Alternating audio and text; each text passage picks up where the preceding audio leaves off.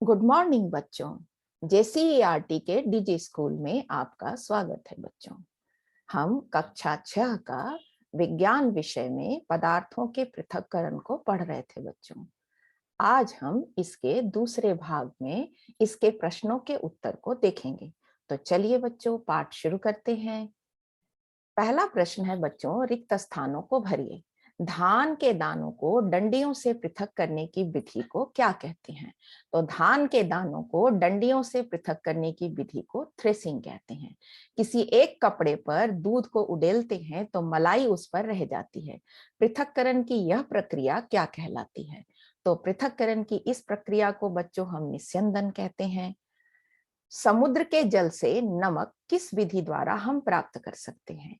तो बच्चों समुद्र के जल से नमक को हम वाष्पन की प्रक्रिया द्वारा प्राप्त करते हैं। इसलिए आपने देखा होगा, पढ़ा होगा कि समुद्र के जल को बड़े बड़े गड्ढे बनाकर रखा जाता है और वाष्पीकरण विधि द्वारा जल जो है वो वाष्प बनकर उड़ जाता है और नमक बच जाता है।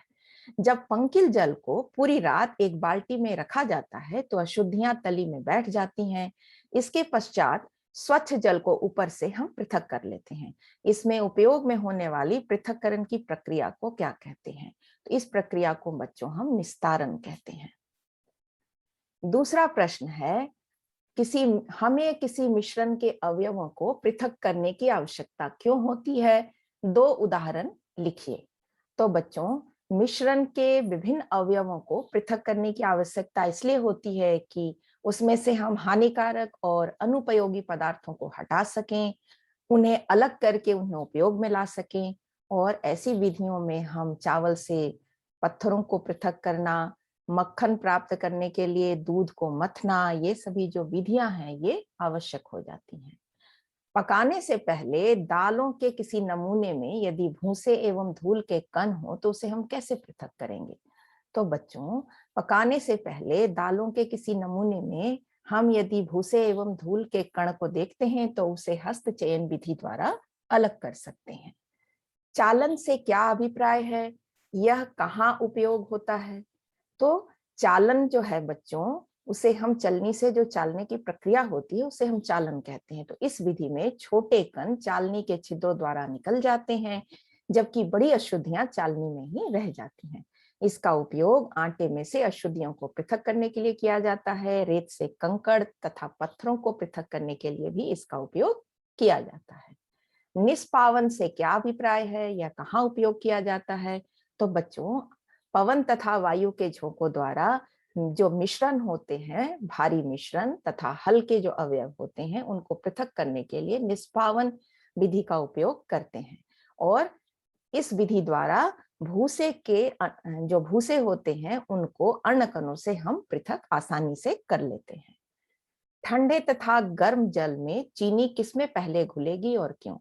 तो बच्चों चीनी जो है वो ठंडे और गर्म जल दोनों में घुलेगी, लेकिन गर्म जल में यह जल्दी घुलेगी क्योंकि गर्म करने पर उसकी घुलनशीलता बढ़ जाएगी।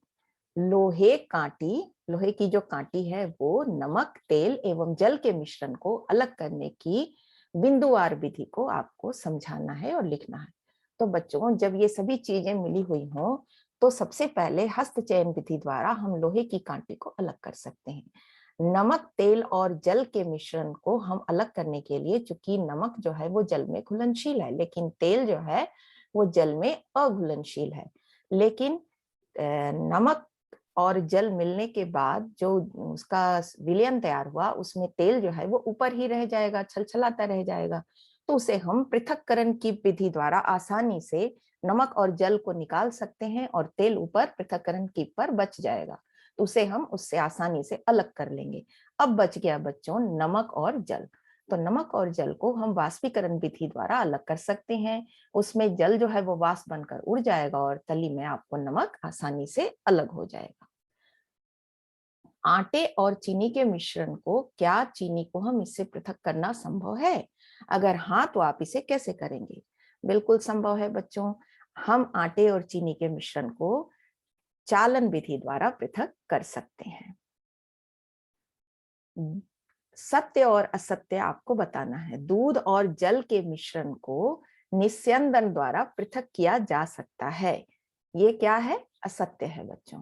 नमक और चीनी के मिश्रण को निष्पावन विधि द्वारा पृथक कर सकते हैं, बिल्कुल गलत है बच्चों, ये भी असत्य है। चाय की पत्तियों का चाय से पृथक्करण निस्यंदन द्वारा किया जाता है, ये सही है बच्चों। अनाज और भूसे का पृथक्करण निस्तारण प्रक्रम द्वारा किया जा सकता है। तो अनाज और भूसे का पृथक्करण हम किस विधि द्वारा करते हैं बच्चों? निष्पावन विधि द्वारा करते हैं, तो ये भी असत्य है। जल में चीनी तथा नींबू का रस मिलाकर शिकंजी बनाई जाती है। आप बर्फ डालकर इसे ठंडा करना चाहते हैं, इसके लिए शिकंजी में बर्फ और चीनी घोलने से पहले डालेंगे या बाद में? किस प्रकरण में अधिक चीनी घोलना संभव होगा? तो हम शिकंजी में बर्फ चीनी घोलने के बाद डालेंगे और बर्फ घोलने से पहले अधिक चीनी घोलना संभव होगा। तो बच्चों, आपने सारे प्रश्नों के उत्तर को अच्छे से समझ लिया है। अब जो है आप इसे अच्छे से अपनी कॉपी में नोट कर लीजिए और इसे अच्छे से लिख कर दिखाइए। यदि आपको ये वीडियो पसंद आया बच्चों, तो इसे आप लाइक और सब्सक्राइब जरूर करेंगे।